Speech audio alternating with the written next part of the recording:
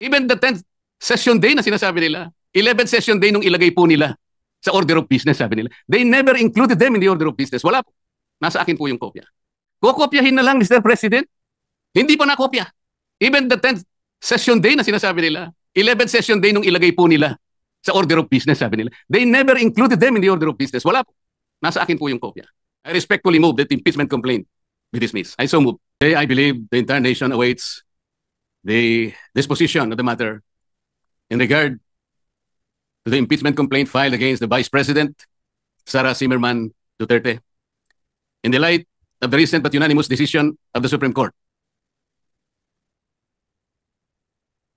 Mr. President, this decision was promulgated on July 25, 2025, declaring said complaint to be unconstitutional, void ab initio, violative of due process, and that the Senate, in the first place, did not acquire jurisdiction over it.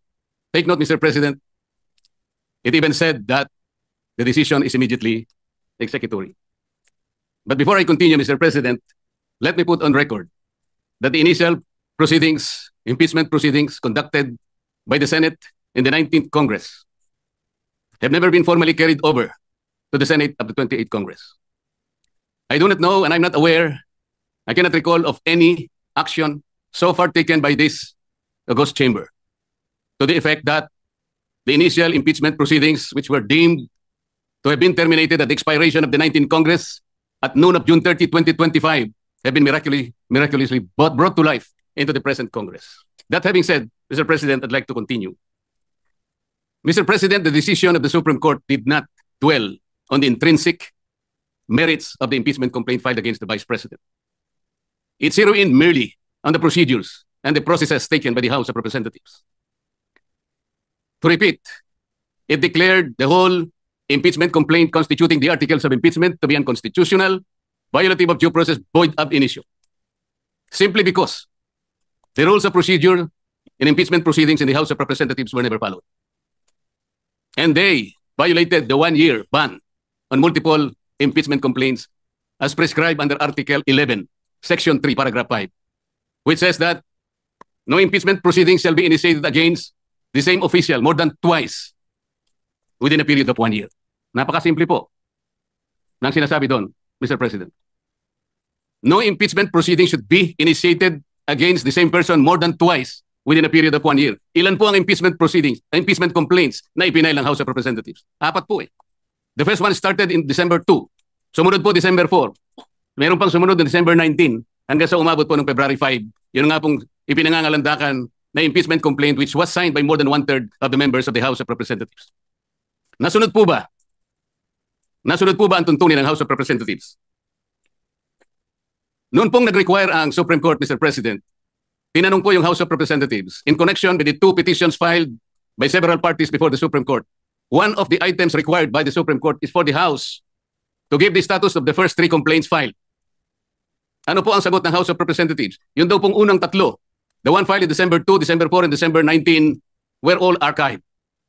Nasaan po sa rules ng House na yun pong mga impeachment complaints na ipa-file ay i-archive? Wala po. Pwede po bang ipakita yung slide na kung saan ay makikita natin ano po ba ang proseso kapag may nag-file na isang impeachment complaint? Ayan po yung Rule 2. Ang sinasabi po sa Rule 2, Mr. President,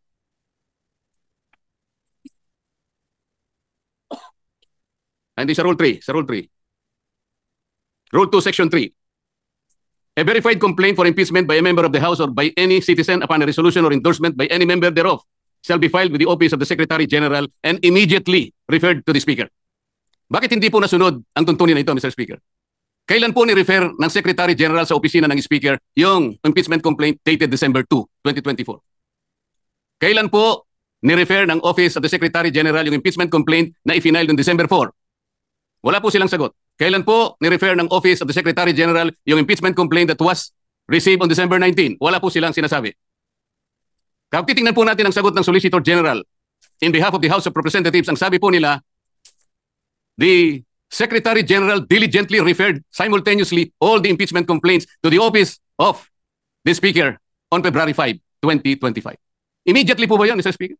December 2, December 4, December 19, at isinama po yung February 5, all of them were simultaneously referred to the Office of the Speaker on February 5. 2 buwan po ang kanyang ginugol para lang i-refer sa Office of the Speaker. Ano po ang immediate doon? Wala po. Wala po silang sinunod. Wala silang ni-refer at ni-refer nga po delayed. Nung ma-refer po, ang sabi po ng Solicitor General, the 4 impeachment complaints were included in the order of business doon po sa session number 36. You will note, Mr. Speaker, hindi po niya ibinigay bilang annex yung order of business in section number 36. Ang kanya pong ipinakita ay yung journal number 36. Bakit po? Sapagkat hindi totoo na yung 4 na impeachment complaints were included in the order of business. Mr. President, I have a copy of the order of business, session number 36. And I will deposit a copy to the Office of the Senate Secretary for everyone to see and examine for themselves kung talagang in-include nila sa order of business. Wala po. Saan po nila in-include? Doon sa journal. Iba po yung journal sa order of business. Alam po niyo kung bakit lang nalagay sa journal, Mr. Speaker? Idinagdag po nila as additional reference of business. That is not the requirement of the Constitution. Pwede po ba nating makita yung slide? Ano sinasabi po ng Constitution? A verified complaint for impeachment may be filed by the member of the House. Blah, blah, blah. Ang sinasabi po rito, iba yun. Hindi po yun. Sorry po. Nakalagay po, in-include sa 10th session day. Yun po yung section number 36. Hindi po totoo yun. Ilang violations na po? Kanina po, in-archive po yung tatlong violations. Hindi po ni-refer sa Committee on Justice. Pangatlong violation. 6 na po. Ngayon sinasabi po, in-include po sa order of business. Hindi rin po. 3 violations na naman. 9 na po. At sabi po nila, yung session 36 is the 10th session. Hindi po. Bilangin po natin yung December 2. That was the date when the first complaint was filed, endorsed, and received by the Office of the Secretary General. December 2 is session number 26. Mr. President, bilangin po ninyo yung session number 26 up to session 36 na sinasabi ng Solicitor General. Yun po ang 11th session. That was not the 10th session. Ang 11th session is session number 35. Just for the record, Mr. Speaker. So ilang violation na po yan? Balikan po ninyo yung Rule 2 na nandyan po sa slide, Mr. Speaker. Ano po yung mode of initiating impeachment? Ganito po ang sinasabi ng rule of the House of Representatives. Impeachment shall be initiated by the filing and subsequent referral to the Committee of Justice. Ito po yung Sereno versus, Francisco versus House of Representatives. Verified complaint for impeachment filed by any member of the House of Representatives, i-refer po sa Committee on Justice.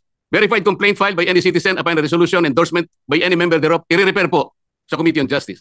A verified complaint or resolution impeachment filed by at least 1/3 of all members of the House, i-refer din po sa Committee on Justice.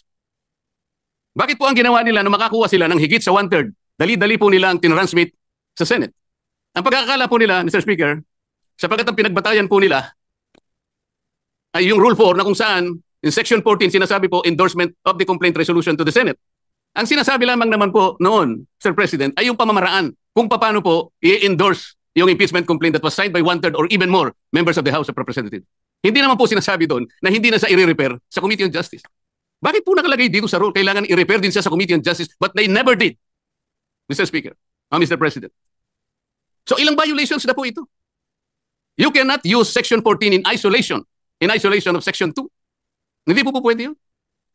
Binigyan po ba ng discretion, Mr. President? Was the House given the discretion to select, to withhold and select from among the 4 impeachment complaints, which will be the one to be transmitted in the Senate in derogation of the 1-year ban rule? Wala po silang discretion. Kung sila po mismo ay hindi sumusunod sa tuntunin.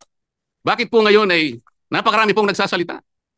Na parang akala mo ay ang Supreme Court pa ang nagkasala, ang nagkamali. Samantalang ito po, napakasimple po ng tuntunin, hindi kailanman sinunod. Even the 10th session day na sinasabi nila, 11th session day nung ilagay po nila sa order of business, sabi nila, they never included them in the order of business. Wala po. Nasa akin po yung kopya. Ano ba po ang pagkakamali? Mr. President, ipakita po natin yung last page ng impeachment complaint. Pakita po sa slide. Ayan po, Mr. President. Subscribed and verified before me. Sabi po ng Secretary General. Tambay kopya ko rin. Subscribed and verified before me on this blank day of February 2025. Wala pa pong date. Ito po ba ang verification, Mr. President? Hindi po. Ang verification po ay nakasaad po sa mismong tuntunin ng House of Representatives. Balikan po natin ang Section 3. Ano po ang sinasabi? Section 3, Paragraph 2. An impeachment complaint is verified by an affidavit that the complainant has read the complaint and that the allegations therein are true and correct of his personal knowledge or based on authentic records. At the very least, yun ang dapat na ilagay po. Nakalagay po ba sa verification dito? Ng Secretary General ng House of Representatives? Wala. Ito po'y parang jurat lang sa isang affidavit. Sinasabi lamang po dito, kilala niya yung nagsipirma sa isang dokumento. Na ang dokumento ay naglalaman ng 32 pages. This is not the verification required under the rules of impeachment by the House of Representatives. Ang totoo po, kung balikan po natin ang Section 14, nandyan po sa slide. Isinulat na po sa tuntunin kung ano po ang dapat kopyahin nila para magkaroon ng tunay na verification. Hindi pa po nila kinopya. Mr. President, ito po yung contents ng verification na dapat sana yun ang nilagay nila sa complaint. We, sabi po rito, after being sworn in accordance with law, depose and state that we are the complainants in the above entitled complaint or resolution of impeachment, that we have caused the said complaint resolution to be prepared and have read the contents thereof, and that the allegations therein are true of our own knowledge and belief on the basis of our own reading and appreciation of documents and other records pertinent thereto. Kukopyahin na lang, Mr. President. Hindi pa nakopya.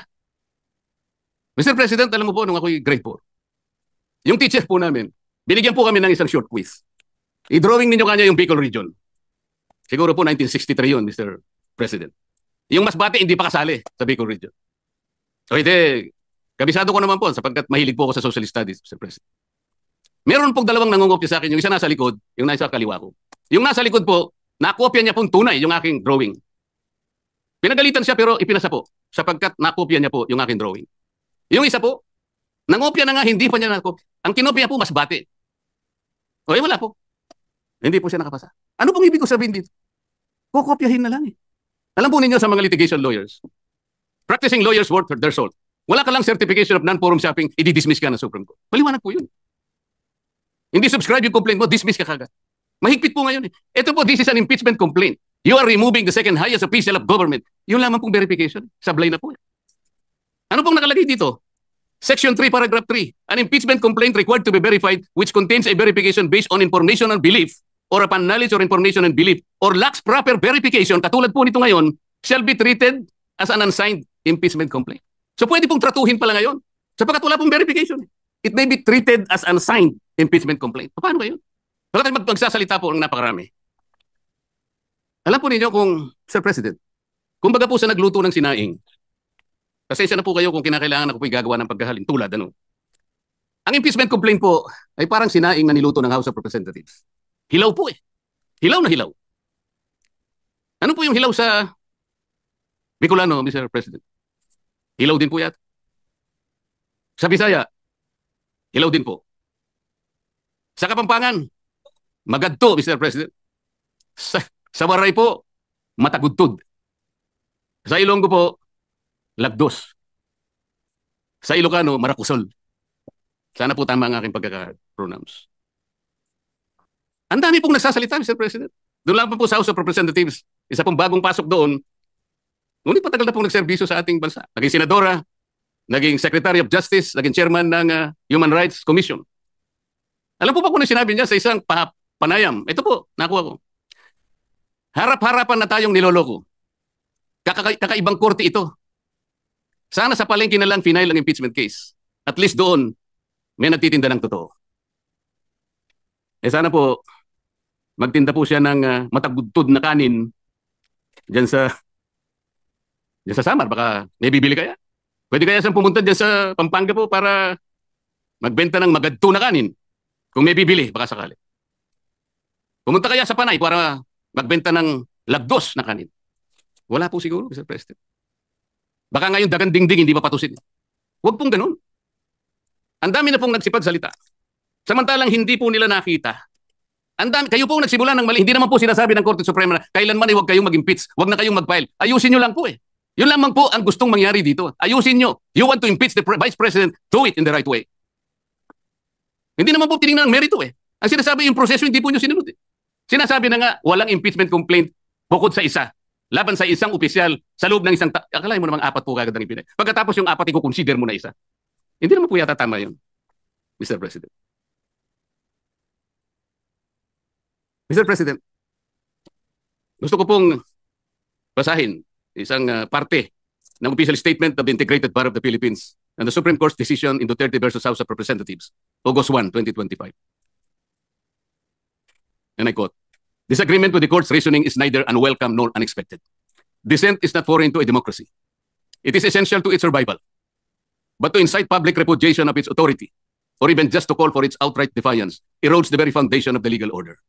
Such actions disturb the equilibrium of powers and imperil the integrity of our democratic institutions, especially when appropriate legal remedies remain available within the framework of our constitutional system. If every adverse ruling becomes an invitation to disobey, the law ceases to be a constraint on power and becomes its casualty. The Constitution does not require agreement. It demands adherence." Ang sinasabi po ng mga ibang kasama natin, magpapile pa naman ng motion for reconsideration. Bakit hindi natin hintayin? As I said, Mr. President, if you are a practicing lawyer worth your salt, you are confronted with a unanimous decision of the Supreme Court. In a firm voice, it says this is unconstitutional, void ab initio, violative of due process, and the Senate never acquired jurisdiction over this. And it is immediately executable. Parang sinasabi niya sa'yo, wala ka ng room mag-file niyan. Is anyone expecting that even one soul of the members of the Supreme Court will reverse himself? We cannot depend our action, Mr. President, on the fortunes of litigation.